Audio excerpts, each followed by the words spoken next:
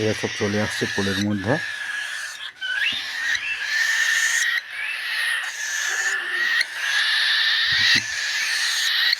তিন মক্কেল, আর একজন ওপরে পাখির ঘরে আছে, ও একটু ছোট, ওই জন্য ওকে একটু অনেক স্পেশাল কেয়ারে রাখা হয়েছে।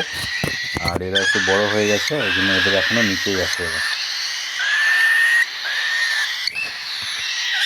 কী অবস্থা!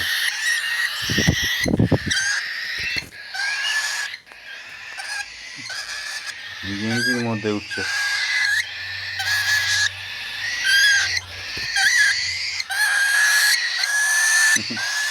এখন বাবুরা খাবেন, খাওয়াবো এখন।